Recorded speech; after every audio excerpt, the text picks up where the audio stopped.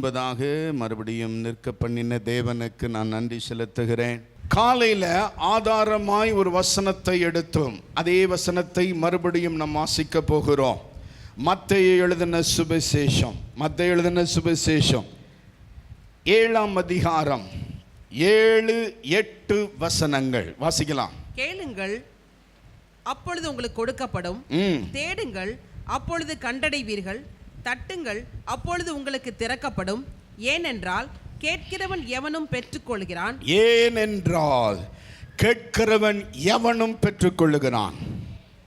தேடுகிறவன் கண்டடைகிறான். தட்டுகிறவனுக்கு திறக்கப்படும். ஏனென்றால் கேட்கிற எவனும், எல்லாரும் சொல்லலாமா? எவனும் எவளும். ஆமென் சொல்லலாமா? ஆமென். அல்லேலூயா. கொஞ்சம் உத்து பாருங்க. அந்த எவனும் எவளுன்ற இடத்துல உங்க பேர் இருக்கான்னு பாருங்களேன். இருக்கும் பாருங்க. இருக்கா இல்லையா? இருக்கா இல்லையா? ஆமென். அல்லேலூயா. அங்க இவங்க தான் அவங்க தான் பேர் இருக்கா? இல்லைங்க. அந்த லிஸ்டுக்கு முடிவே இல்லை. ஆமென் சொல்லலாமா? 65ஆம் சங்கீதம் 2ஆம் வசனத்தில் ஜபத்தை கேட்கிறவரே மாம்சமான யாவரும் உம்மிடத்தில் வருவார்கள். அப்ப மாம்சமான யாவரும் கர்த்தரிடத்தில் வருவாங்க. அவங்க ஜபம் பண்ணுகிற ஜபத்தை கேட்கிற ஒரு உயிர் உள்ள தேவன் ஒருவர் நமக்கு உண்டு. ஆமென் சொல்லலாமா? ஆமென். அல்லேலூயா. நல்ல கவனிங்க. கேட்கிற எவனும் பெற்றுக்கொள்ளுகிறான். நம்முடைய ஆண்டவர் ஜபத்தை கேட்கிறவர், ஜபத்திற்கு பதில் தருகிற தேவனாயிருக்கிறார். ஆமென். அல்லேலூயா. அல்லேலூயா. அகஸ்டின் ஜெபக்குமாரன்னு ஒரு சம்பவத்தை சொன்னார். சமீபத்தில் ஒரு பொம்பளை பிள்ளை, அவங்க அம்மா அந்த பிள்ளைய விற்கிறதுக்காக இருந்திருக்கிறாங்க. அந்த அம்மா விபச்சார பெண்மணி. உடனே இவங்க அதை கேட்டு அதை காப்பாற்றி அந்த பிள்ளையை கொண்டு வந்துட்டாங்க. இப்போ ஆசிரமத்தில் வச்சு வளர்க்க ஆரம்பித்தாங்க. கிறிஸ்துவுக்குள் வழி நடத்தினாங்க. அந்த பிள்ளை வயது வந்தது. அதற்கு பிறகு அந்த பிள்ளை 13 வயசு. இப்போ என்ன ஆச்சுன்னா மறுபடியும் அவங்க தாய் வருது. எனக்கு என் பிள்ளைய கொடுத்தே ஆகணும், என் பிள்ளைய கொடுத்தே ஆகணும்னு நிற்கிது. இப்போ என் பிள்ளைய கொடுத்தே ஆகணும்னு நிற்கும்போது அகஸ்டின் ஜெயக்குமார் அண்ணன் என்ன பண்ணாங்க, சரி நம்ம அவளை வழி நடத்திருக்கிறோம், சரி விடுவோம், இனிமேல் ஆண்டவர் பார்த்துக்காரு சொல்லிட்டு மறுபடியும் பிள்ளைய கொடுத்துட்டாங்க. இவன் என்ன பண்ணாலாம் பாருங்க, தாய்க்காரி கொண்டு போய் விபச்சார விடுதியில் வித்துட்டா. விபச்சார விடுதியில் கொல்கத்தாவில் ஒரு முக்கியமான ரெட் லைட் ஏரியாவில் கொண்டு போய் விட்டாங்க. இப்போ என்ன நடக்குது பாருங்க, அங்கே ஒரு சம்பவம் நடக்குது.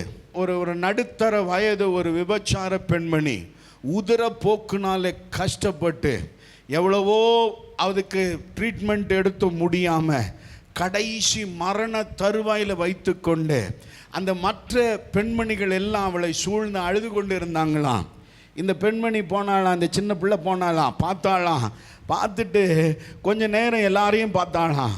பார்த்துட்டு சொன்னாலாம், இயேசுன்னு ஒருத்தர் இருக்கிறாரு, அவர் நம்ம எல்லாம் உருவாக்கினார், அவர் நம்முடைய வியாதியை நீக்கி நம்மை சுகமாக்குவார், நமக்காக அவர் சிலுவையிலே மரித்தார், ஆகையினாலே நம்முடைய பாவங்களை மரித்து இயேசு நம்மை வாழ வைப்பார், ஆகையினால நீங்கள் நம்பினீங்கன்னா நான் ஒரு ஜெபம் பண்ணட்டுமா, இந்த அம்மாவுக்கு நான் ஒரு ஜெபம் பண்ணட்டுமான்னு உடனே அந்த பெண்மணிகள்லாம் இந்த பொண்ணை ஒரு மாதிரியாக பார்த்தாங்களாம்.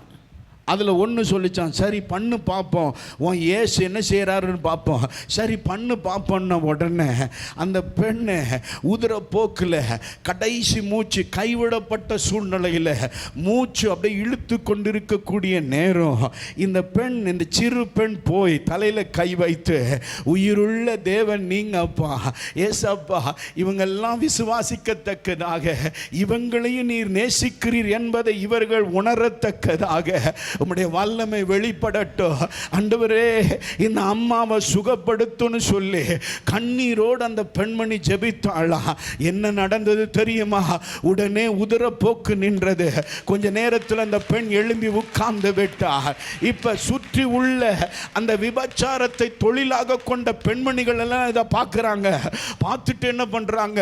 உன் தேவன் உண்மையுள்ள தேவ, இன்றைக்கும் இயேசு உயிரோடு கூட இருக்கிறார், நாங்கள் அவரை ஏற்றுக்கொள்ள என்ன செய்யணும்னு சொல்லி கேட்டிருக்கிறாங்க. அப்ப இயேசுவை ஏற்றுக்கொள்ளணும்னா நீங்க இதை செய்யுங்க.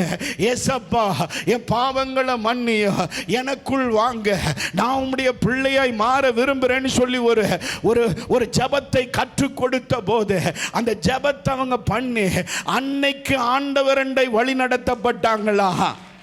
இப்போ என்ன ஆச்சு தெரியுமா? இந்த சின்ன பெண்ணை விலைக்கு வாங்கினான் பாருங்க. இவன் வந்தான், எல்லாரையும் பார்த்தான், இந்த சுகமடைஞ்ச பெண்ணையும் பார்த்தான். பார்த்துட்டு கொஞ்சம் பயந்து போய், ஐயோ இந்த பொண்ணு வித்தியாசமான பொண்ணு போல இருக்குன்ட்டு சொல்லிட்டு இவளை வச்சிருந்தா ஒட்டுமொத்த எல்லா சந்ததியும் மாற்றி விடுவான்னு சொல்லிட்டு அவளை கொண்டு வந்து எங்கே யாருக்கிட்ட வாங்கினாங்களோ அங்கேயே கொண்டு வந்து விட்டுட்டாளாம். அகஸ்டினன் சொல்றாங்க, அந்த ஏரியாவுக்கு போயிட்டு ஒரு ஆள் உயிரோடையே வர முடியாது, ஆனா கனப்படுத்தி கொண்டு வந்து விட்டாள் என்றார். அது இந்த பெண்ணு தான். ஹல்லேலூயா.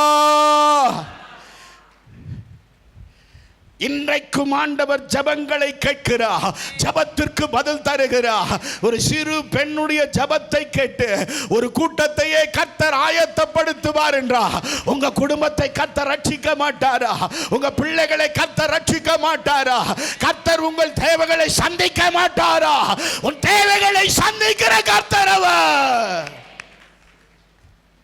ஆண்டவர் வாழ வைக்கிறவர், இன்றைக்கும் ஜெபங்களை கேட்கிறவர், ஜெபத்திற்கு பதில் தருகிற உயிருள்ள தேவனைத்தான் நாம் ஆராதிக்க வந்திருக்கிறோம்.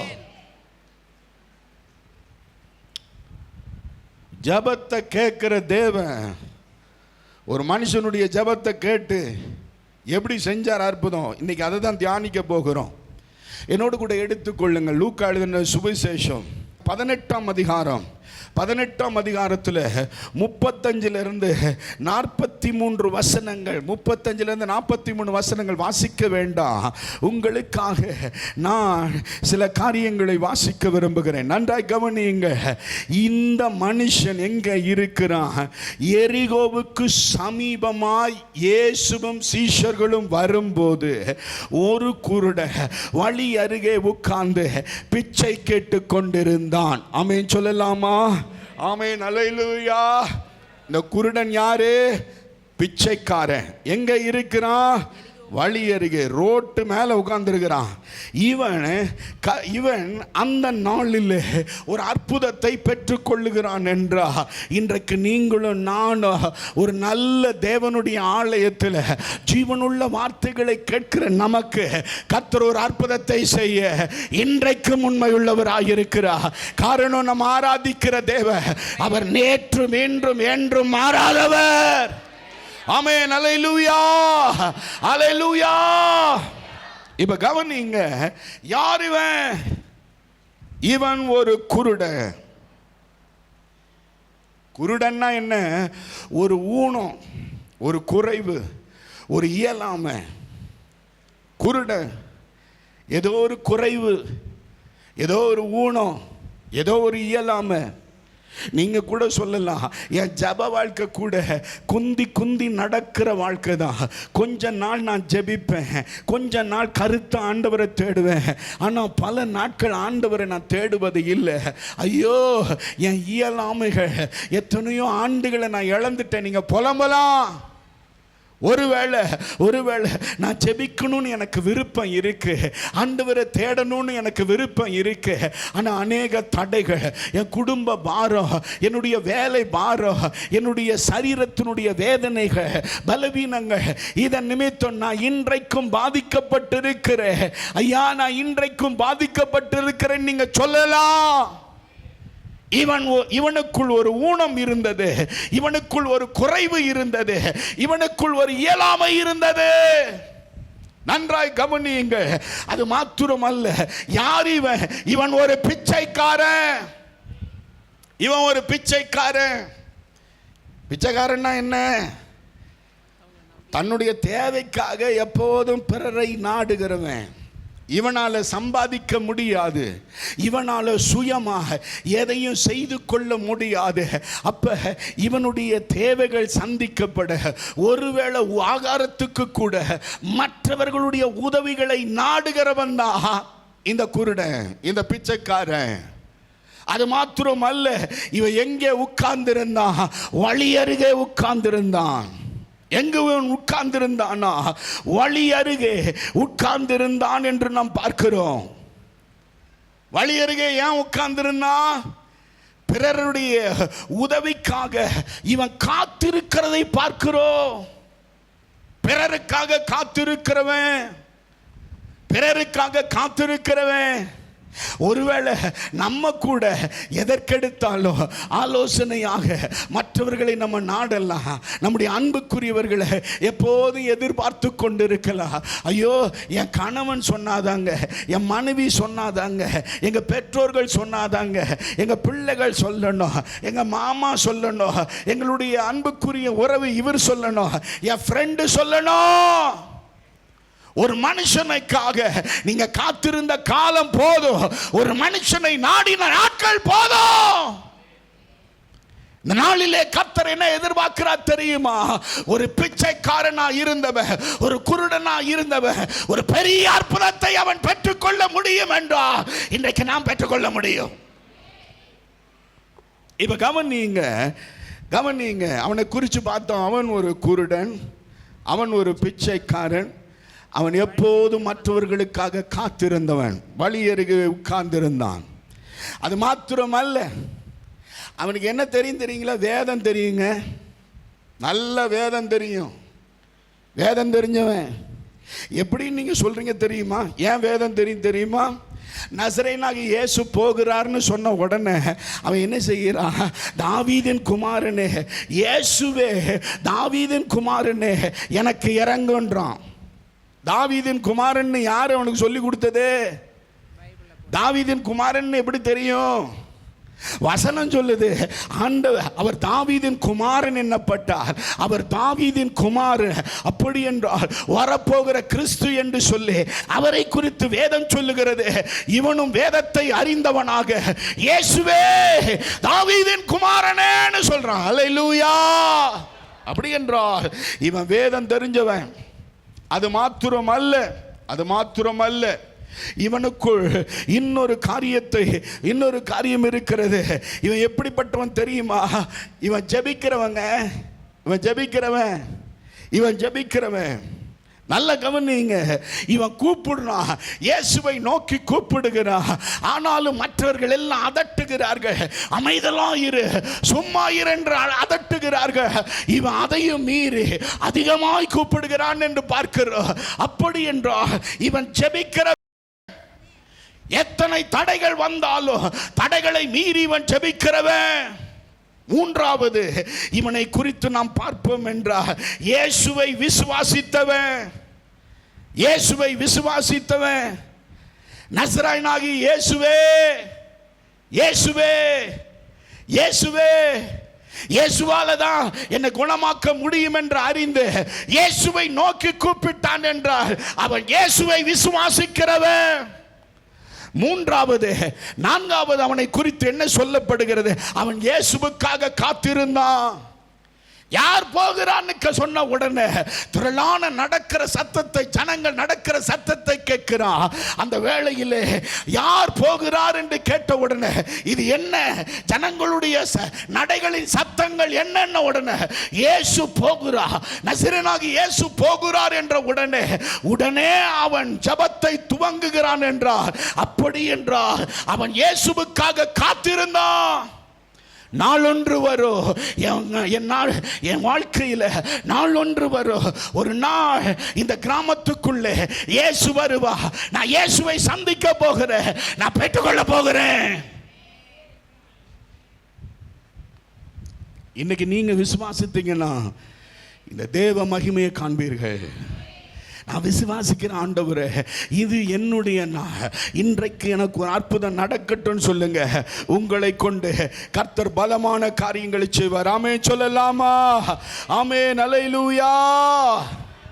இவனை குறித்து ஒரு 3 காரியங்களை பார்த்து நம்ம ஜெபித்து கடந்து செல்ல இருக்கிறோம். 3 காரியங்கள். முதலாவது நல்ல கவனிங்க, இது என்னன்னு கேட்கிறான். 36வது வசனத்தை வாசிக்க கேட்கலாம். ஜனங்கள் நடக்கிற சத்தத்தை அவன் கேட்டு இது என்ன என்று விசாரித்தான். அடுத்தது, நசரேயனாகிய இயேசு போகிறார் என்று அவனுக்கு அறிவித்தார்கள். நல்ல கவனிங்க, நசரேயனாகிய இயேசு போகிறார் என்று அவனுக்கு அறிவிக்கப்பட்டது. அறிவிக்கப்பட்ட உடனே அப்பொழுது அவன் தாமதம் இல்லாமல் ஒரு காரியத்தை செய்கிறான். இயேசுவே, தாவீதின் குமாரனே, எனக்கு இறங்கும் என்று கூப்பிட்டான். எப்படி கூப்பிட்டான்? இயேசுவே, தாவீதின் குமாரனே, எனக்கு இறங்கும். நல்ல கவனிங்க. இயேசுனா என்ன? மத்தேயு எழுதின சுவிசேஷம் 1ஆம் அதிகாரம் 21ஆம் வசனத்தை வாசிக்கலாமா? மத்தேயு எழுதின சுவிசேஷம் 1ஆம் அதிகாரம் 21ஆம் வசனம். அவள் ஒரு குமாரனை பெறுவாள், அவருக்கு இயேசு என்று பெயரிடுவாயாக. ஏனெனில் அவர் தமது ஜனங்களின் பாவங்களை நீக்கி அவர்களை ரட்சிப்பார். நல்ல கவனிங்க. ஒரு காலத்துல நம்முடைய ஊழியக்காரங்க எல்லாம் போவாங்க, இந்த ஹாஸ்பிட்டல் ஊழியம் நடக்கும் பாருங்க. ஹாஸ்பிட்டல் ஊழியம் ஒரு அருமையான ஊழியம். இந்த ஹாஸ்பிட்டல் ஊழியத்துக்கு போவாங்க. அங்கே வியாதியஸ்தர் மேலே கைகளை வச்சு ஜெபம் பண்ணுவாங்க. உங்களுக்காக நான் ஒரு ஜெபம் பண்ணட்டுமா? என்ன தனியாக உட்காந்துருக்கிறீங்க? என்ன ரொம்ப சோகமாக உட்காந்துருக்கிறீங்க? எப்படி இருக்கிறீங்க? உங்கள் உறவினர் வந்து பார்த்தாங்களா? உடனே கரிசனையோடு விசாரிக்கும் போது அந்த வியாதியஸ்தர் உடனே கண் கலங்க ஆரம்பிப்பாங்க. பல நேரம் மதியானம் வந்துட்டு போனாங்க, அவங்களால இங்கே இருக்க முடியாது, வீட்டில் குழந்தைங்க இருக்கு, அதனால் தான் நான் தனியாக உட்கார்ந்துருக்கிறேன் அப்படின்னு சொல்லும்போது, ஏன் வேற உறவினர்கள் யாருமே வந்து பார்க்கலையா? உங்களுக்கு ஏதாவது வேணுமா? இப்போ நான் ஏதாவது வாங்கிட்டு வரணுமா? டீ சாப்பிட்றீங்களா அப்படின்னு கேட்ட உடனே, இவ்வளவு கரிசனையோடு கூட விசாரிக்கிறீங்களே, நீங்கள் யாரு? உடனே அந்த ஊழியக்காரர் சொல்லுவார், நான் இந்த இடத்துல இயேசுவின் ஊழியக்காரனாக இருக்கிறேன். இந்த பாஸ்டர் நான் உங்களை சந்திக்கும்படி வந்தேன். உங்களை மாதிரி ஆதரவற்ற நிலைமையில் இருக்கிறவங்களை விசாரிக்க வந்தேன். ஐயோ, எனக்காக ஒரு ஜெபம் பண்ணுவீங்களா ஐயா? உடனே இந்த ஐயா ஜெபம் பண்ணுவார். நான் ஜெபம் பண்ணிட்டது போதும், ஆனால் நீங்கள் ஜெபம் பண்ணுறீங்களா? எனக்கு அதெல்லாம் தெரியாதுங்க ஐயா. உங்களுக்கு தெரிய வேண்டிய அவசியம் இல்லை. 2 வார்த்தை சொல்கிறேன், இந்த 2 வார்த்தையை திரும்ப திரும்ப சொல்லுங்கன்னுவாங்க. இந்த ஊழியக்கார் ஒன்று 2 வார்த்தையா? பரவாயில்லையே, ஜெபம் ரொம்ப சுருக்கமாக இருக்க, இயேசு கேட்பாரா? நிச்சயமா கேட்பாருங்க. 2 வார்த்தை தான். சொல்றீங்களா? சொல்றேன். சொல்லுங்க. இயேசுவே இறங்கும், இயேசுவே இறங்கும், இயேசுவே எனக்கு இறங்கும், இயேசுவே என் மேல இரக்கமாயிரும், இயேசப்பா இறங்கும், இயேசுவே இறங்கும். அப்படின்னா என்ன அர்த்தம் தெரியுமா? ஜனங்களுடைய பாவங்களை நீக்கி ரட்சிக்கிறவரே, என்னை ரட்சியும், எனக்கு இறங்கும். ஜனங்களுடைய பாவங்களை நீக்கி அவர்களை ரட்சிக்கிறவரே, எனக்கு இறங்கும்.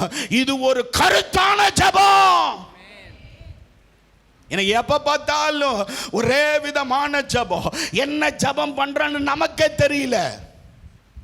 வாய் பேசுறது, ஆனா நினைவுகள் எங்கேயோ இருக்கிறது. கைகள் வேறொரு காரியத்தை செய்கிறது. இன்னைக்கு ஆண்டவர் என்ன எதிர்பார்க்கிறார் தெரியுமா? ஒரு கருத்துள்ள ஜெபத்தை கர்த்தர் எதிர்பார்க்கிறார். அவன் கேட்கிறான், என்ன இது என்ன சத்தம்? இந்த சத்தத்துக்கு என்ன அர்த்தம்? இந்த சத்தம் என்னன்னு கேட்ட உடனே நசரேயனாகிய இயேசு போகிறார் என்று அவனுக்கு அறிவிக்கப்படுது. நல்ல கவனிங்க. வருகிறார்னு சொல்ல, அவர் கடந்து போய் கொண்டிருக்கிறார்னு சொல்லல, அவர் போகிறார். அப்படி என்றால் அவனுடைய வாய்ப்பு நழுவி கொண்டிருக்கிறது, வாய்ப்பு அவனுக்கு கடந்து போய் கொண்டிருக்கிறது. அந்த வாய்ப்பை பயன்படுத்தும் வண்ணமாக அவன் துரிதமாய் செயல்படுகிறான், கருத்தாய் செயல்படுகிறான். இன்னைக்கு தேவை என்ன தெரியுமா? ஒரு கருத்தான ஜெபம். இந்த குருட, இந்த பிச்சைக்கார எப்போதும் தன்னுடைய தேவைக்காக மற்றவர்களுக்காக காத்திருந்த ஒரு நிர்பந்தமான நிலையுடைய ஒரு மனுஷனால கருத்தான ஜெபம் பண்ண முடியும் என்றால் உங்களால என்னால ஏன் முடியாது?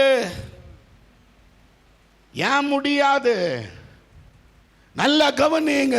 கருத்தான ஜெபத்தை நாம் செய்யும் போது நம்ம வாழ்க்கையில் நம்முடைய தேவைகள் சந்திக்கப்படுகிறது. நீங்கள் நினைக்கலாம், ஐயா நான் ஏதோ இன்னைக்கு ஆராதனை எப்படி இருக்கலான்னு பார்க்க வந்தேன், ஆராதனை கலந்துக்கணும்னு வந்தேன். என்னையா அது கருத்தான ஜெபம்? இப்படிலாம் ஜெபம் பண்ணால் தான் கேட்பாரா? உங்களுக்காக ஒவ்வொரு நிமிஷமும் இந்த உலகத்தில் அவர் வரும்போது நீங்கள் ஆசீர்வதிக்கப்படணுன்றதுக்காக இயேசு ஒரு ராஜா வீட்டில் பிறந்திருக்கலாம், ஒரு மாளிகையில் பிறந்திருக்கலாம், ஒரு மாட்டு தொழுவத்தில் அவர் பிறக்கிறார் என்றா அவருடைய தரித்திரத்தினால நீங்கள் ஆசீர்வதிக்கப்படணும்னு அவர் கருத்தா செயல்பட்டார். தெரியுமா? அவர் கருத்தா செயல்பட்டார். என் பிள்ளைகள் ஆசீர்வதிக்கப்படணும், என்னால் என் பிள்ளைகளுடைய ஆசீர்வாதம் நிறைவாக இருக்கணும் சொல்லி ஒவ்வொரு நிமிஷத்தையும் ஒவ்வொரு நொடிப்பொழுதையும் அவர் ஆதாயப்படுத்தி நமக்காகவே அவர் வாழ்ந்து போனார் என்றால், மாதிரியாக இருந்தால் என்றால் ஏன் கருத்தாய் ஜெபிக்க கூடாது? கருத்தான ஜெபத்தை கர்த்தர் கேட்கிறார். என்ன நடக்குது தெரியுமா? இயேசுவே, தாவீதின் குமாரனே, எனக்கு இறங்கணும் சொன்ன உடனே ஆண்டவர் நடந்து கொண்டிருக்கிறவர்கள் அங்க என்ன நடக்குது தெரியுமா? அவருடைய நடைகள் நின்று போயிற்று. அவருடைய பயணம் கடந்து போகக்கூடிய அந்த நிலை நின்று போயிற்று. கருத்தான ஜெபத்தை கேட்டு ஆண்டவர் அவனை கடக்க முடியவில்லை, அவனை விட்டு போக முடியவில்லை. கர்த்தர் அந்த ஜெபத்தை கேட்கிறவராய், அவர் கூர்ந்தவனை கவனிக்கிறவராய், அவருடைய சிந்தை முழுவதும் அவன் பக்கம் திரும்பினது. இன்னைக்கு தேவை என்ன தெரியுமா? ஒரு கருத்தான ஜெபம். ஒரு கருத்தான ஜெபம். கருத்தான ஜெபத்திற்கு கர்த்தர் பதில் தருகிறவராய் இருக்கிறார். தேசத்தில் எவ்வளவு பெரிய காரியமா இருந்தாலுங்க, எவ்வளவு பெரிய காரியமா இருந்தாலும் இந்த கருத்தான ஜெபத்திற்கு முன்பதாக அசையாதவைகள் கூட கர்த்தர் அசைய பண்ணுகிற தேவனாய் இருக்கிறார். ஆமென், ஹல்லேலூயா, ஹல்லேலூயா. அப்ப நம்ம ஜெபம் பண்ணும்போது, கருத்தான ஜெபம் ஜெபிக்கும் போது எந்த அளவுக்கு நம்ம உணர்ந்து ஜெபிக்கிறோமோ, எந்த அளவுக்கு நம்ம போராடி ஜெபிக்கிறோமோ, எந்த அளவுக்கு கருத்தான ஜெபத்தில் என்ன ரொம்ப முக்கியம் தெரியுமா? வசனம் ரொம்ப முக்கியம். ஆண்டவர் உங்களுக்கு தந்த வாக்குத்தத்தங்கள் முக்கியம். ஆண்டவரே, ஏசப்பா, இன்றைக்கு நாங்கள் ஜெபிக்கிறோம், நான் உன்னை ஆசீர்வதிக்கவே ஆசீர்வதிப்பேன்னு சொன்னீரே, நானோ சபிக்கப்பட்ட சூழ்நிலையில் இருக்கிறேன். ஐயா, நீ சொன்ன அந்த வாக்கின்படியே இன்றைக்கு என்னை ஆசீர்வதிக்க ஐயா நான் ஜெபிக்கிறேன். இயேசுவின் நாமத்தினாலே நான் ஆசீர்வதிக்கப்படுவது உமக்கு பிரியமல்லவா? பிரியமானவனே, பிரியமானவளே, உன் ஆத்துமா வாழுகிறது போல எல்லாவற்றிலும் வாழ்ந்து சுகமாயிருன்னு சொன்னீரே. ஐயா, இன்றைக்கு நான் ஜெபிக்கிறேன், உங்க விருப்பத்தின்படி நான் ஆசீர்வதிக்கப்படட்டும். கருத்தா ஜெபம் பண்ணீங்கன்னு வச்சுங்க, ஆண்டவருடைய உள்ளத்தை மகிழ பண்ணுவீங்க. ஆமென், ஹல்லேலூயா. கர்த்தருடைய கவனம் உங்க மேல திரும்பும். இங்க நசரேயனாகிய இயேசு போகிறான்னு சொன்ன உடனே, இயேசுவே, தாவீதின் குமாரனே, எனக்கு இறங்கணும் அவன் சொன்ன உடனே 39ஆம் வசனத்தை பாருங்க. இயேசு நின்று அவனை தம்மிடத்தில் கொண்டு வரும்படி சொல்லுகிறதை பார்க்கிறோம். ஹல்லேலூயா. நீங்க கருத்தா ஜெபம் பண்ண ஆரம்பிங்க. உங்க ஜெபம் தேவ சமூகத்துக்கு எட்டுங்க. உங்களுக்கென்று நியமிக்கப்பட்ட தேவ தூதர்கள், அவர்கள் ஏறுகிறவர்களும் இறங்குகிறவருமா இருக்கிறார்கள் அல்லவா? அவர்கள் மூலமாக உங்க ஜெபங்கள் தேவ சமூகத்துக்கு கொண்டு போகப்படும். என் பிள்ளை ஜோம் பண்ணுது, என் பிள்ளை என் மகன் ஜோம் பண்றான், என் மக ஜோம் பண்றா, அந்த ஜபத்தை கொண்டு வா, அந்த ஜபத்திற்கு நாம் பதில் தர வேண்டும் என்று சொல்லு. கர்த்தருடைய கரம் இடைபடும். இரண்டாவது அந்த குருடனுடைய காரியங்களை பாருங்க. இரண்டாவது 38ஆம் வசனத்தை வாசிக்கலாமா? முன் நடப்பவர்கள் அவன் பேசாமல் இருக்கும்படி அவனை அதட்டினார்கள். அவனோ, தாவீதின் குமாரனே, எனக்கு இரங்கும் என்று மிகவும் அதிகமாய் கூப்பிட்டான். எல்லாரும் இணைந்து சொல்லலாமா? மிகவும் அதிகமாய். இன்னொரு முறை சொல்லலாமா? மிகவும் அதிகமாய். இன்னொரு முறை சொல்லலாமா? மிகவும் அதிகமாய். அப்ப நம்ம ஜெபம் எவ்வளவு தடை வந்தாலும் சோர்ந்து போக கூடாதுங்க. நம்ம ஜெபம் என்ன ஆகணும்? அதிகரிக்கணும். ஆமென். அல்லேலூயா, அல்லேலூயா, அல்லேலூயா. என்னங்க மிகவும் அதிகமாயினா என்னங்க? மிகவும் அதிகமாயினா என்ன? நல்ல கவனிங்க. அவன் ஒரு வார்த்தையில் ஜெபம் பண்ணான், இப்போ 10 வார்த்தை பெரிய ஜெபமாக பண்ணான். இல்லைங்க, அவன் ஜெபம் எப்படி ஆச்சு தெரியுமா? நம்பர் ஆஃப் டைம்ஸ் கூடுச்சு. இயேசுவே, தாவீதின் குமாரனே, எனக்கு இறங்குன்னு ஒன்று ஒரு இடி இடிச்சாங்க பாருங்க. அந்த இடியில் போய் அவன் விழுந்தாலும் சரி 2 முறை கூப்பிட்டான். இயேசுவே, தாவீதின் குமாரனே, எனக்கு இறங்கும். இயேசுவே, தாவீதின் குமாரனே, எனக்கு இறங்கும். வாயில ஒரு குத்து விழுது, ஆனாலும் இயேசுவே, தாவீதின் குமாரனே, எனக்கு இறங்கும். ஒரு பக்கம் சத்தம் அதிகரிக்கிறது, இன்னொரு பக்கம் நம்பர் ஆஃப் டைம்ஸ் கூடுது.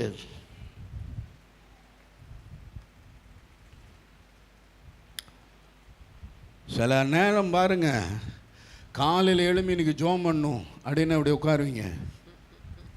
உட்காந்து அப்படி ஜோம் பண்ண ஆரம்பிப்பீங்க. அப்புறம் அப்படியே ஜெபம் கொஞ்ச நேரம் லைட்டாக அப்படி ஆடி ஆடி ஜோம் பண்ணலான்னு ஆடுவீங்க. அப்புறம் குளிர்ற மாதிரி இருக்கும். கீழே இப்படி இருக்கும் பாருங்கள், போர்வை இப்படி தூக்கி போத்துவீங்க. அப்புறம் அப்படியே கொஞ்ச நேரம் ஆட்டம் அப்படி நின்றுடும். அப்புறம் தலை கோழி தலை மாதிரி தொங்கும். ஆனாலும் சோத்ர சோத்ர சோத்ர சோத்ர சோத்ர சோத்ர சோத்ர சோத்ர ஆண்டவரே, சோத்ரம் ஆண்டவரே. ராத்திரி முழுவதும் கர்த்தர் நீங்கள் வாட்ச்மேனாக இருந்ததுக்காக சோத்ரம். பகல் முழுவதும் எனக்கு உதவிக்காரராக வாங்க ஆண்டவரே, எனக்கு வேலைக்காரரை என் கூட வாங்க. நல்ல கவனிங்க, நல்ல கவனிங்க. ஜபம் சில நேரம் வாயில் வர்ற ஜபத்துக்கு உடம்பு ஒத்துழைக்க மாட்டேனுது. காரணம் என்ன தெரியுமா? ஜெபித்து கொண்டே இன்னொன்று யோசிக்கிறோம். அப்புறம் கொஞ்ச நேரத்தில் ஜபம் நின்று போகுது. அப்புறம் அப்படியே இயேசுவின் மூலம் ஜபம் கேளு அன்பிப்பிதாவே, ஆமென். ஐயோ, பால் காஞ்சுதான் தெரியலையே, ஐயோ இந்த இவங்களை வேற எழுப்பணுமே, அடுத்தது அரிசியை ஊற போடணுமே.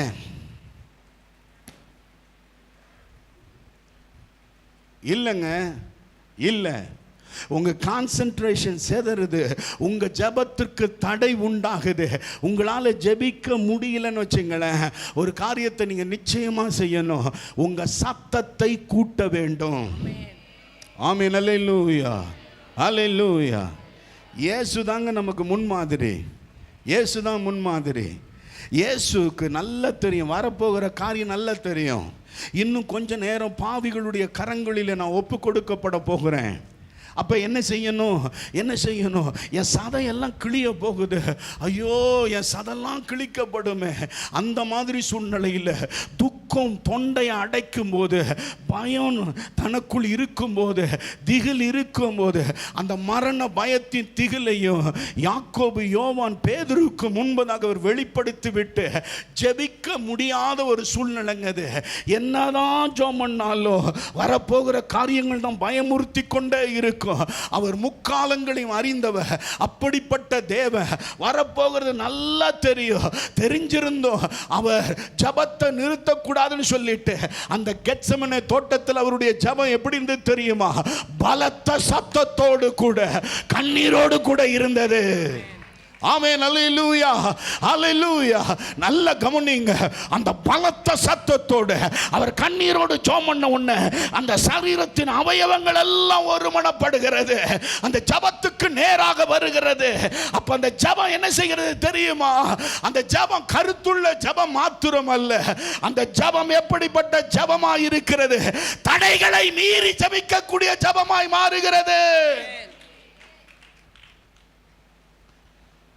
ஜெபிக்கிறவங்க தடைகளை தகர்த்து ஜெபம் பண்ணணும்.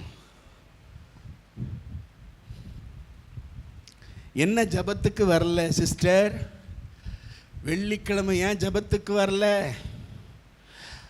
அதாம்மா பிள்ளைங்களுக்கு ஸ்கூல் விட்டாங்க பாருங்க, இன்னைக்கு லீவு, பிள்ளைங்கள்லாம் வீட்டில் இருந்தாங்களா, அதனால் வர முடியல. ஏன் ஜெபத்துக்கு வரல?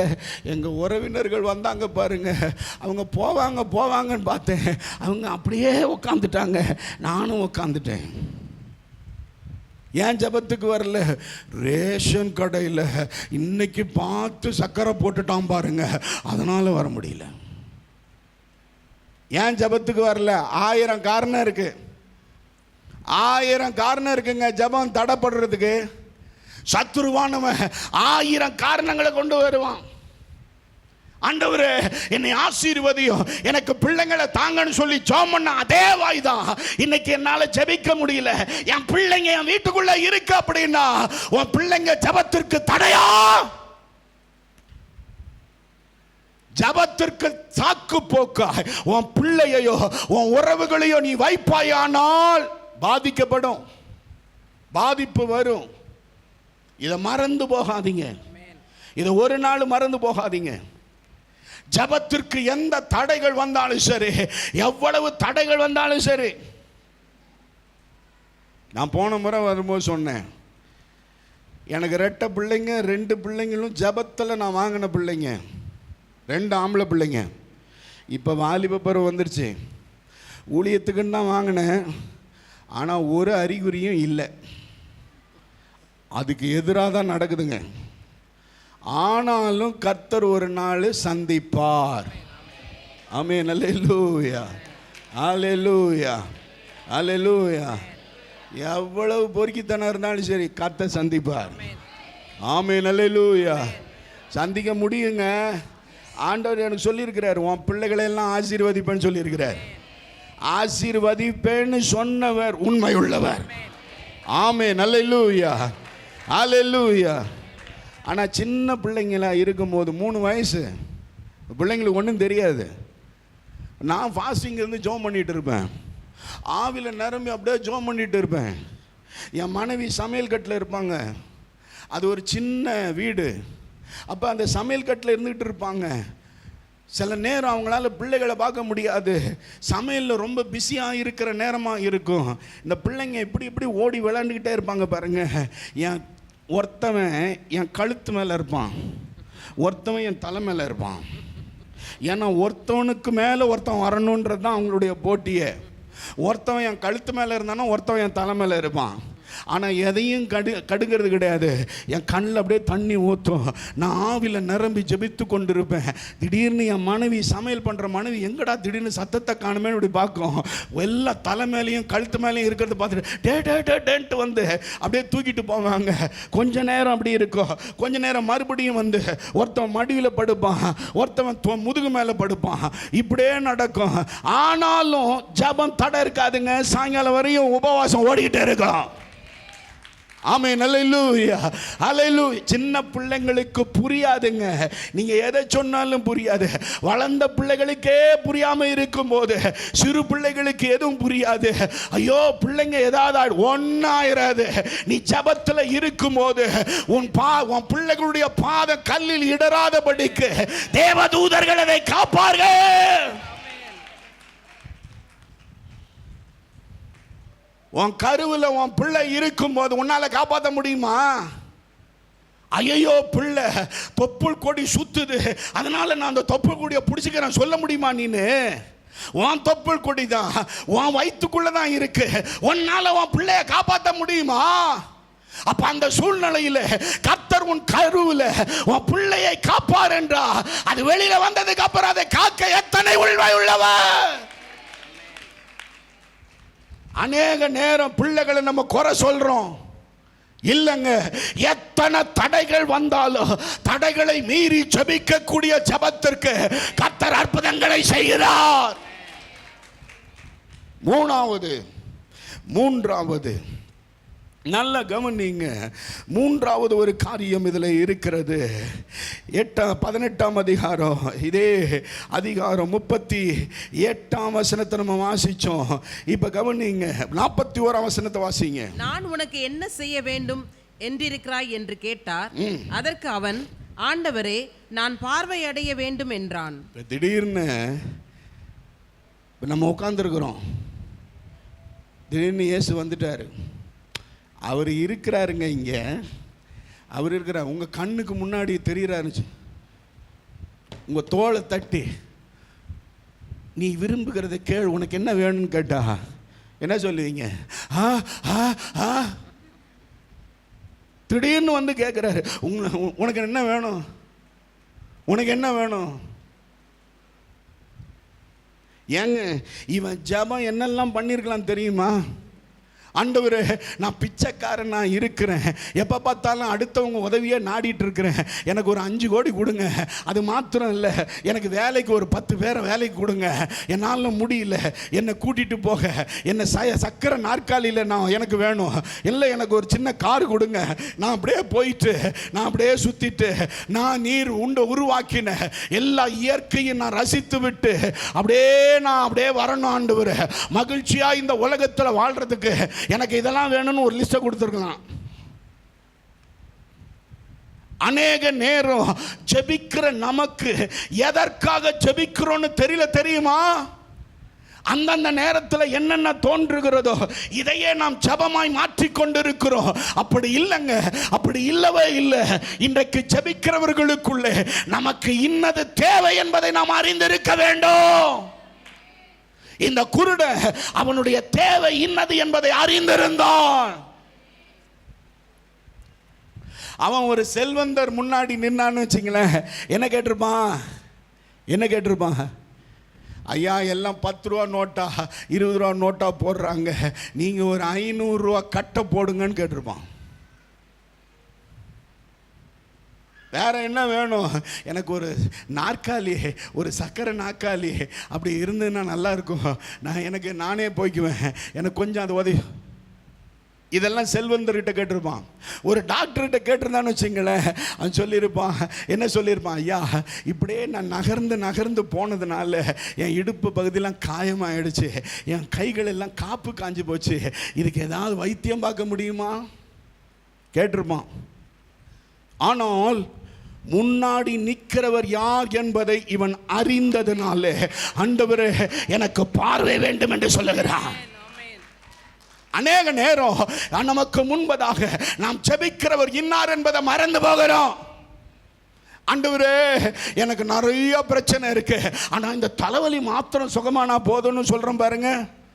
ஆண்டவரையே மட்டுப்படுத்துறோங்க. நாம் ஆராதிக்கிற தேவ, நாம் ஜெபிக்கிற தேவ எப்படிப்பட்டவர் தெரியுமா?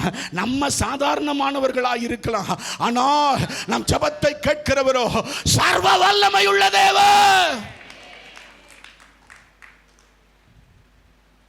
சர்வ வல்லமையுள்ள தேவ. இன்னைக்கு நல்ல கவனிங்க. 3 காரியங்களை பார்த்தோம். அவன் கருத்தாய் ஜெபித்தான், அற்புதங்களை பெற்றுக்கொண்டான். தடைகளை தகர்த்து ஜெபித்தான், அற்புதங்களை பெற்றுக்கொண்டான். அவன் வழக்கமாய் ஜெபிக்கவில்லை, மாறாக அவன் பெரிய காரியங்களை எதிர்பார்த்து ஜெபித்தான். ஆமென், ஹல்லேலூயா. நாம் எழுந்து நிற்கலாம்.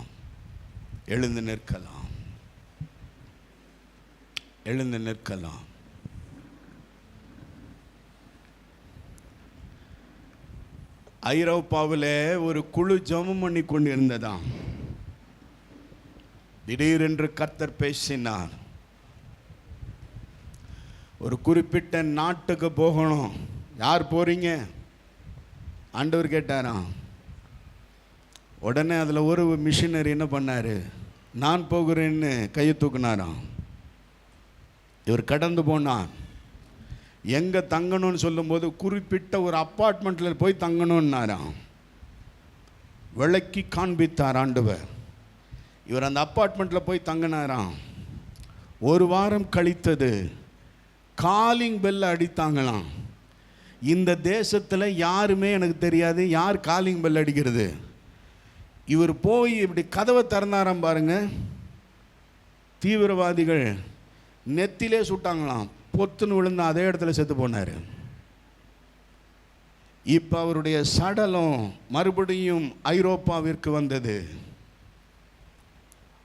அவரோடு கூட இணைஞ்சு ஜெபம் பண்ணவங்கெல்லாம் ஐயோ நம்ம தப்பு பண்ணிட்டோமான்னு சொல்லி, நம்ம ஜெபம் பண்ணி தானே ஆண்டவர் பேசினார், நம்ம தப்பு பண்ணிட்டோமான்னு சொல்லி அவங்களுக்குள்ள ஒரு பெரிய சலனம்.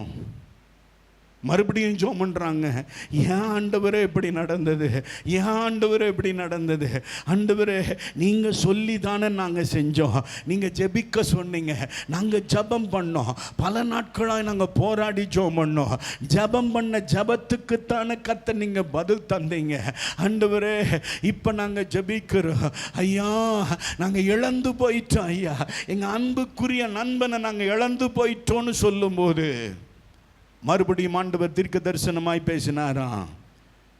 யார் போகிறது அதே இடத்துக்குன்னு, இப்போ யார் போகிறது அதே இடத்துக்குன்னு சொல்லி உடனே எல்லாரும் பயந்து இருக்கிற வேளையில் ஒரு சகோதரன் நான் போகிறேன்னு கையை உயர்த்தினாரா. ஆண்டவர் பேசினாரா, போ, நான் சர்வ வல்லமை உள்ளவர் என்பதை விளங்க பண்ணுவேன் போனாரா. இவர் உடனே எடுத்துக்கொண்டு எங்கே போகிறது, அவன் எங்கே செத்தானோ அதே அப்பார்ட்மெண்ட்டில் போய் வீட்டை வாங்கினாராம். இவர் போய் வீட்டை எடுக்கிறார். வீட்டை எடுத்த உடனே இப்போ அதே அப்பார்ட்மெண்ட், அதே மாதிரி ஒரு 2-3 நாள் கழித்து காலிங் பெல் அடிக்கிறாங்க. காலிங் பெல் அடித்த உடனே இவர் என்ன பண்ணுறார், போய் கதவை திறக்கிறார் தைரியமாக. திறந்த உடனே ஒரு துணி போட்டு அவரை மூடுறாங்க. உடனே மூடுறாங்க. மூடி அப்படியே கட்டி கொண்டு காரில் ஏற்றி 3 மணி நேரம் ட்ராவல் போயிட்டு இருக்கு. திடீரென்று கட்டி அவரை அவுக்குறாங்களாம்.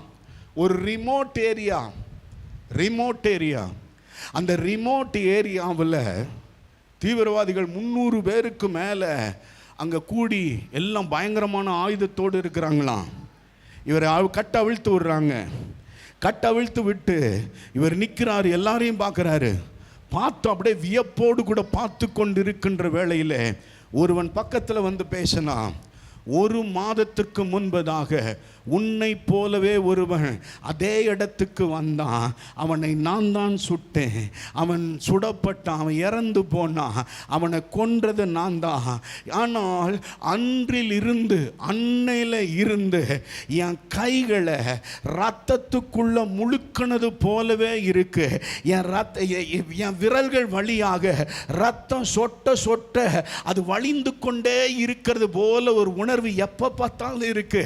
எனக்கு மாத்திரமல்ல, இந்த 300 பேருக்கும் இருக்கு. அது மாத்திரமல்ல, நாங்கள் தூங்கி பல நாட்கள் ஆகுது.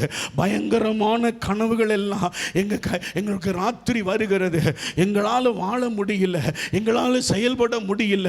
நாங்கள் என்ன செய்யணும்னு கேட்டானா உடனே ஆண்டவருக்கு நன்றி செலுத்திவிட்டு இந்த மிஷனரி இயேசுவை அறிவித்தாரா. இயேசு அறிவிக்கப்பட்டார். இயேசுவை அறிவித்த உடனே அந்த 300 பேரும் இயேசுவை சொந்த இரட்சகராக ஏற்றுக்கொள்ள நாங்கள் என்ன செய்யணும்னு சொன்னாங்களா. அந்த 300 பேருக்கு ஞானஸ்நானம் கொடுத்த உடனே ஆண்டவர் சொன்னாரா, திரும்பி உன் தேசத்துக்கு போ என்றாரா. போன மாதம் ஒரு கான்ஃபரன்ஸ் மெட்ராஸில் நடந்ததுங்க. அந்த கான்ஃபரன்ஸில் சொல்லப்பட்ட உலகம் முழுவதும் நடந்த காரியத்தை அங்கே சொன்னாங்க. பல சாட்சிகளை சொன்னாங்க. அதில் இதுவும் ஒரு சாட்சி. ஆமென். அல்லேலூயா, அல்லேலூயா, அல்லேலூயா. உலகம் முழுவதும் கர்த்தர் ஜெபத்திற்கு பதில் தந்து கொண்டிருக்கின்ற வேளையில் ஆண்டவர் ஏன் உன் ஜெபத்துக்கு பதில் தர மாட்டாரு? இன்று காலை வேளையில் கர்த்தர் உன் வாழ்க்கையை மறுரூபமாக்க விரும்புகிறார். வலது கரத்தை உயர்த்தி, வலது கரத்தை உயர்த்தி எல்லாரும் ஜெபிக்கலாம். சத்தத்தை உயர்த்தி, வானத்தையும் பூமியும் உருவாக்கினவ இன்றைக்கும் உயிரோடு கூட இருக்கிறா, உன் அருகாமையில் இருக்கிறா. நீ மறந்து போகாதே. என் நாமத்தை பிரஸ்தாபம் பண்ணும் எந்த ஸ்தானத்திலோ நான் வந்து உன்னை ஆசீர்வதிப்பேன் என்றவ உன் பக்கத்தில் இருக்கிறாரு, உன் பக்கத்தில் இருக்கிறாரு. அதை நீ உணர முடியும், அதை நீ உணர முடியும். ஓ ஹல்லேலூயா. மறுபடியும் ஒப்புரவாக ஆண்டவருக்கு உன்னை ஒப்புக்கொடு. ஓ, உன் பக்கத்தில் இருக்கிறவங்களை மறந்துரு. நீயும் ஆண்டவரோ ஏசப்பாவும் நீயோ இப்ப தனித்திருக்கிறா. இயேசுவே, இயேசுவே சொல்லு. ஏசப்பா, இயேசுவே, தாவீதின் குமாரனே எனக்கு இறங்குன்னு சொல்லு. தாவீதின் குமாரனே எனக்கு இறங்குன்னு சொல்லு. கர்த்தர் உன்னை ஆசீர்வதிக்க உண்மை உள்ளவர். இயேசுவே, தாவீதின் குமாரனே எனக்கு இறங்கு. ஆண்டவரிடத்தில் சொல்லு. இந்த குருடனை போல நான் வாய்ப்பை ஆதாயப்படுத்தல. எத்தனையோ வாய்ப்பை கொடுத்தீங்க, நான் வாய்ப்பை இழந்துட்டேன் ஆண்டவரே. இயேசு போகிறார் என்று எனக்கு பல முறை அறிவிக்கப்பட்டது. ஐயா, நான் வாய்ப்பை இழந்துட்டேன். ஆனா இன்றைக்கு நான் ஜெபிக்கிறேன் இயேசுவின் நாமத்தினாலே. ஐயா, வாய்ப்புகளை ஆதாயப்படுத்திக் கொள்ள என்னை ஒப்பு கொடுக்கிறேன். சொல்ல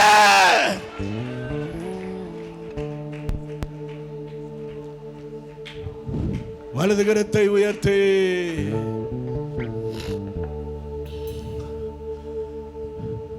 மகனாக தெரிந்து கொண்டீ, மறுபடி பிறக்க வைத்தீ. மகனாக தெரிந்து கொண்டீ, மறுபடி பிறக்க வைத்தீ. ராஜாக்களும் நாங்களே, ஆசாரியர்களும் நாங்களே. ராஜாக்களும் நாங்களே, ஆசாரியர்களும் நாங்களே. உம்மை ஆராதிக்கின்றோம், ஆர்ப்பரிக்கின்றோம், அன்பு செய்கின்றோம்.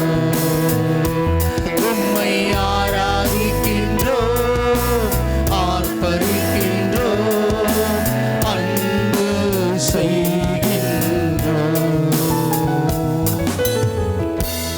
பரிசுத்தமுள்ள நல்ல பிதாவே, ஆண்டவராகிய இயேசு கிறிஸ்துவின் நாமத்தினாலே தம்மை நோக்கி நாங்கள் ஜெபிக்கிறோம். மனமகிழ்ச்சியான இந்த நாளுக்காய் வேலைக்காய் ஸ்தோத்திரம். ஆண்டவரே, தம்முடைய தாசரை மறைத்து எங்களோடு இன்றைக்கு நீர் பேசினதற்காக கொடான கொடி நன்றி ஆண்டவரே. அப்பா, ஜெபம் எங்களுடைய உயிர் மூச்சாக மாறட்டும் ஆண்டவரே. ஜெபம் எங்கள் வழக்கமாக மாறட்டும் ஆண்டவரே. ஜெபம் எங்கள் பழக்கமாக மாறட்டும் ஆண்டவரே. எங்களுடைய விருப்பத்தின்படி அல்ல, எங்களுடைய இஷ்டத்தின்படி அல்ல, எங்களுடைய சமய சந்தர்ப்பத்திற்கு ஏற்றபடி அல்ல, ஒழுங்கும் கிரமமான ஒரு ஜெபத்தை செய்ய எங்களுக்கு உதவி செய்ய வேண்டுமா ஜெபிக்கிறேன் ஆண்டவரே. கேட்ட வார்த்தையின்படி பிள்ளைகள் அர்ப்பணிக்க உதவி செய்வீராக. அதற்கு தேவையான கிருபைகளை கொடுப்பீராக ஆண்டவரே. ஆமாப்பா ஆண்டவரே, இந்த பிள்ளைகள் ஜெபிக்க கூடாதபடிக்கு தடையை உண்டு பண்ணுகிற சத்ருவின் சகல கிரியைகளும் இயேசுவின் நாமத்தில் நிர்மூலமாவதாக. ஆண்டவரே, திறந்த வாசலை உண்டு பண்ணுவீராக. கேட்ட வசனத்தின்படி செயல்பட உதவி செய்வீராக. கேட்ட மக்களாய் மாத்திரமல்ல, அதன்படி செய்ய உதவி செய்வீராக. ஆண்டவரே, அப்பா, பிள்ளைகளுடைய எல்லா விருப்பங்களையும் நிறைவேற்றி தாங்க. இந்த மாதம் இந்த நாள் வரைக்கும் நடத்தினவர் இனியும் தொடர்ந்து நடத்துவீராக.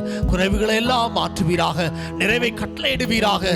ஆண்டவரே, யாரெல்லாம் வியாதி பலவீனத்தோடு வந்திருக்கிறார்களோ அவருடைய வியாதி பலவீனங்களில் அற்புத வல்லமை இறங்கட்டும் ஆண்டவரே.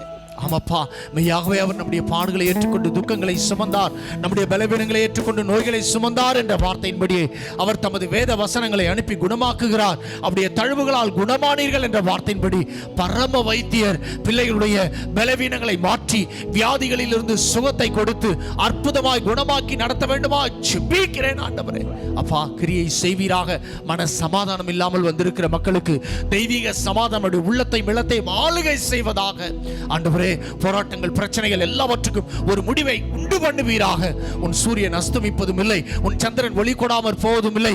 கர்த்தரே உனக்கு நித்திய வெளிச்சமாய் இருப்பார். உன் துக்க நாட்கள் முடிந்து போகும் என்ற வார்த்தையின்படி எல்லா துக்கங்களும் முடிந்து போகட்டும். இவர்களுடைய துக்கம் சந்தோஷமாய் மாறட்டும் ஆண்டவரே. கர்த்தாவே, உம்முடைய ஊழியக்காரனாக இந்த பிள்ளைகளை மனதார பிதா, குமாரன், பரிசுத்தாவின் நாமத்தினாலே வாழ்த்தி ஆசீர்வதிக்கிறேன். ஆசீர்வாதமாய் இருக்கட்டும். உம்முடைய ஆசீர்வாதம் உம்முடைய சிரசின் மீது தங்கட்டும், தாபரிக்கட்டும் ஆண்டவரே. உம்முடைய நாமம் இவர்கள் மூலமாக மகிமை அடையட்டும் அப்பா. எல்லா காரியங்களிலும் உண்மையே முன்வைத்து ஜெயத்தை பெற்றுக்கொள்ள நடத்துவீராக. நிற்கிரியை செய்யும் உம்முடைய கரத்தில் ஒப்புக் கொடுக்கிறேன். தொடர்ந்து சுகபத்திரமாய் நடத்தும், பாதுகாத்துக் கொள்ளும். இப்பொழுதும் புறப்பட்டு போகிறார்கள். உம்முடைய பாதுகாப்பின் தூதர்களை கூட அனுப்புவீராக. உமது நாமத்துக்கே மகிமை உண்டாவதாக. ஆண்டவராகிய இயேசு கிறிஸ்துவின் இனிய நாமத்தில் வேண்டிக் கொள்கிறோம் ஜீவனுள்ள நல்ல பிதாவே. என் ஆத்துமாவே கர்த்தரை ஸ்தோத்திரி, என் முழு உள்ளமே அவருடைய பரிசுத்த நாமத்தை ஸ்தோத்திரி. என் ஆத்துமாவே கர்த்தரை ஸ்தோத்திரி, கர்த்தர் செய்த சகல உபகாரங்களையும் மறவாதே. ஆமென். நம்முடைய பிதாவாகிய தேவனுடைய அன்பும் கர்த்தராகிய இயேசு கிறிஸ்துவின் கிருபையும் பரிசுத்த ஆவியானவருடைய அந்யோன்ய ஐக்கியமும் ஆசீர்வாதமும் பாதுகாப்பும் வழிநடத்துதலும் இப்பொழுதும் எப்பொழுதும் சதா காலமும் இன்றைக்கு கேட்ட வார்த்தைக்கு ஒப்பு கொடுத்த ஆலயத்துக்கு வந்திருக்கிற அனைவரோடும் இருந்து காத்து நடத்துவாராக. ஆமென். கர்த்தர் உன்னை ஆசீர்வதித்து உன்னை காக்க கடவர். கர்த்தர் தம்முடைய முகத்தை உன்மேல் பிரகாசிக்க பண்ணி உன்மேல் கிருபையாயிருக்க கடவர். கர்த்தர் தம்முடைய முகத்தை உன்மேல் பிரசன்னமாக்கி உனக்கு சமாதானம் கட்டளையிட கடவர். ஆமென். ஹல்லேலூயா, ஹல்லேலூயா, ஹல்லேலூயா. ஒருவரை வாழ்த்திக் கொள்ளுங்கள், ஜெபித்து விட்டு கடந்து செல்லுங்கள். ஆண்டவர் உங்களை ஆசீர்வதிப்பாராக.